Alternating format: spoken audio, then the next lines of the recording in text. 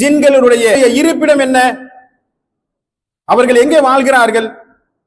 நான் உணவு விஷயத்தில் சொன்ன மாதிரி அவர்களுடைய இருப்பிடத்திலேயே மிக சிறந்த இருப்பிடம் என்ன தெரியுமா?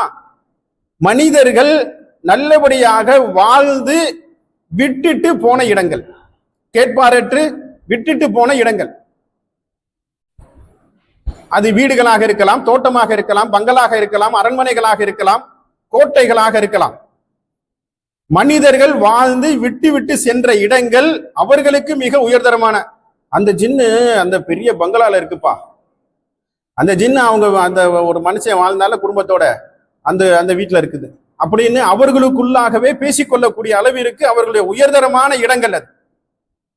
மனிதர்கள் வாழ்ந்து கைவிடப்பட்ட இடங்கள், மனித நடமாட்டம் இல்லாத கேட்பாரற்று கிடக்கும் இடங்கள், கழிவு நீர் தேங்கி கிடக்கும் இடங்கள், பிஸ்மில்லா அல்லது அல்லாஹ்வுடைய பெயர் கூறப்படாத வீடுகள், அஸ்ஸலாமு அலைக்கும் என்று சொல்லி உள்ளே நுழையாத வீடுகள், தொழுகை தொழப்படாத வீடுகள், அல்லாஹ் அல்லாத வணக்க வழிபாடுகள் செலுத்தப்படக்கூடிய வீடுகள், இது அத்தனையும் ஜின்னுடைய இருப்பிடங்கள்.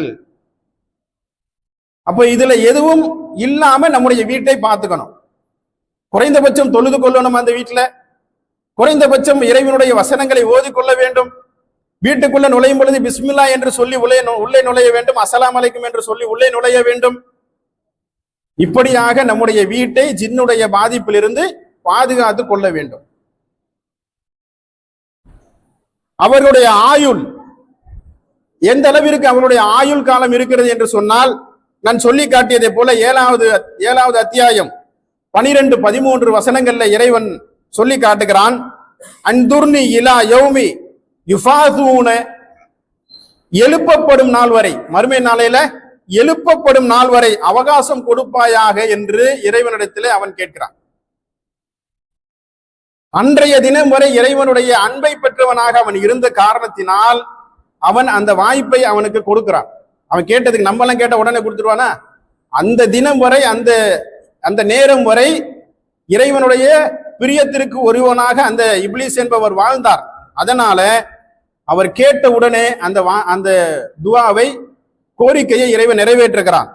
இன்னக மினல் முந்தரின், அவகாசம் கொடுக்கப்பட்டவனாக நீ ஆகிறாய் என்று இறைவன் சொல்லி முடிக்கிறார்.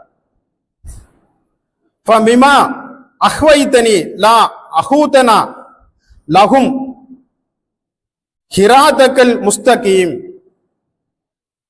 அவன் என்ன சொல்லி முடிக்கிறான்னு சொன்னா, இந்த மனிதர்கள் அவர்களுடைய வாழ்நாளில எந்த நற்காரியங்களிலெல்லாம் செய்கிறார்களோ, அது தொழுகை மட்டுமில்லை, குர்ஆன் ஓதுறது மட்டுமில்லை, அது தான தர்மம் செய்வதாக இருக்கலாம், உணவு வழங்குவதாக இருக்கலாம், அல்லது உடை வழங்குவதாக இருக்கலாம், அல்லது நல்ல விஷயத்தை மக்களுக்கு சொல்லுவதாக இருக்கலாம்.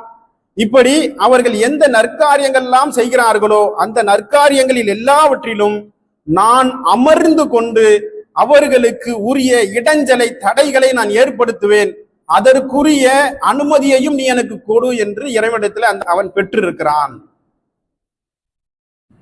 இப்ப இதிலிருந்தும் நாம பாதுகாப்பு பெற்றவர்களாக இருக்க வேண்டும். பிஸ்மில்லா சொல்லும் இடங்களை நாம் அடைந்து கொள்ள வேண்டும். அதே போல சுன்னத்தான தொழுகைகள் தொழக்கூடிய வீடுகளாக நம்முடைய வீடுகளை ஆக்கி கொள்ள வேண்டும். சூரத்துல் பக்கரா ஓதக்கூடிய வீடுகளில் சைத்தான் நுழைய மாட்டான் என்று நபி ஸல்லல்லாஹு அலைஹி வஸல்லம் அவர்கள் சொல்லியிருக்கிறார்கள். அப்படிப்பட்ட வீடுகளாக நம்முடைய வீடுகளை ஆக்கி கொள்ள வேண்டும். நாம பிஸ்மில்லா சொல்லி சாப்பிடக்கூடிய பழக்கம் நம்முடைய வீட்டில் இருக்கக்கூடிய அத்தனை பேரிடத்திலும் இருந்து விட்டால்,